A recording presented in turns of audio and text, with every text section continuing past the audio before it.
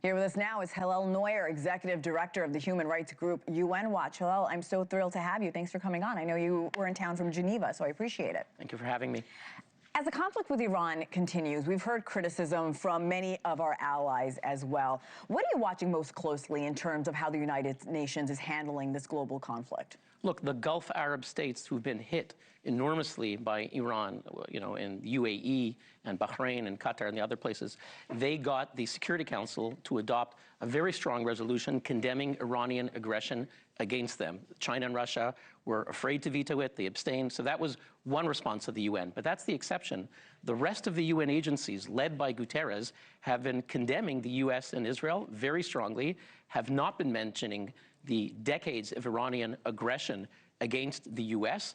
The Iranian regime has the blood of hundreds of Americans on their hands. They've been saying every day, death to America, death to Israel, manufacturing missiles, pursuing an illicit nuclear weapon. The UN agencies, UNESCO, UNICEF, UN Women, have been condemning the US and Israel, but haven't been mentioning that Iran itself massacred tens of thousands of its own people just a few months ago. Absolutely, and the number, we had an advisor on for the exiled crown prince last week. He said the number of deaths in Iran could be close to 40,000 civilians. On Friday, Secretary of War Pete Hegseth said this in response to the situation in Iran. Hillel, I'll talk to you on the other side. Our response, we will keep pressing, we will keep pushing, keep advancing, no quarter, no mercy for our enemies. No mercy for our enemies. You are part of the UN. From your perspective, what are the implications of rhetoric like this? Well, the question is, what is the threat of the Iranian regime? I'm in touch with Iranian activists on the ground, thousands of them who are writing me every day.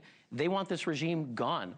They see this regime as their enemy, as occupying their country. They've risen up heroically. The Iranian people are heroic. They rose up in hundreds of thousands, if not millions. They were gunned down, tens of thousands of people. So they want this regime neutralized. And the American people are facing a possibly nuclear-armed Iran that we've seen attacked a dozen of its own neighbors, kills their own people. They say death to America. So they need to be neutralized. We've had a lot of military experts on in the last few days, and they say diplomacy is still crucial with our allies. How do you reach diplomacy when our Secretary of War is telling our allies, hey, we're not going to have any mercy on the Iranian people or whoever gets in our way here? Well, the Iranian people are the ones who are asking for the regime to be removed. Excuse me, yes. Iranian regime. Yes. So look, the threat has to be dismantled. There is a threat of aggression against the entire Middle East.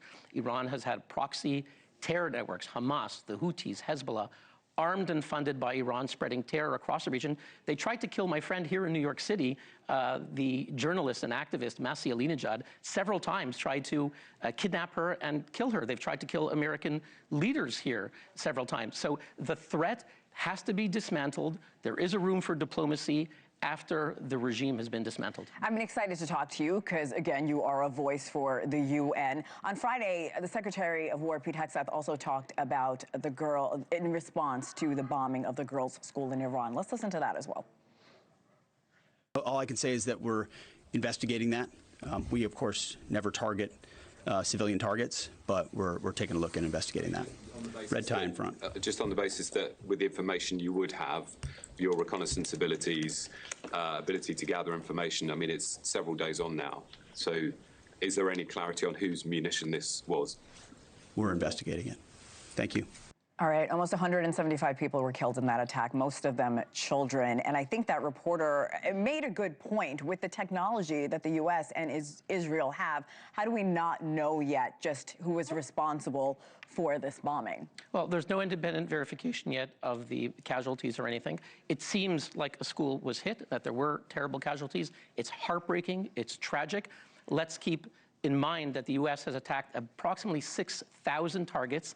Hegseth is right in that there's no evidence at all that the United States deliberately targeted civilians or that they've ever done so. Originally, President Trump did take a bit responsibility, and then he obviously changed course. But initially, President Trump said the U.S. could have been responsible for that. He was looking into it. And the reports are that it may well have been a U.S. strike. That is tragic. That is heartbreaking. There have been 6,000 strikes by the U.S. They distinguish between civilians and the regime. They're trying to hit the regime. accidents happen. It has to be fully investigated. They've appointed an independent expert outside of CENTCOM to investigate. There has to be fully investigated. But to make the claim that this is a war crime because they're deliberately attacking civilians is false. The Iranian regime is attacking civilians. You've just had the reports now they're attacking Israeli civilian centers with cluster munitions, which by definition are spread out over populated areas. They're deliberately attacking civilians. The United States only is attacking the regime. Mistakes are tragic, need to be investigated. Thank you for watching. Subscribe below and download our NewsNation app right now on your phone, and you will get fact-based, unbiased news for all Americans.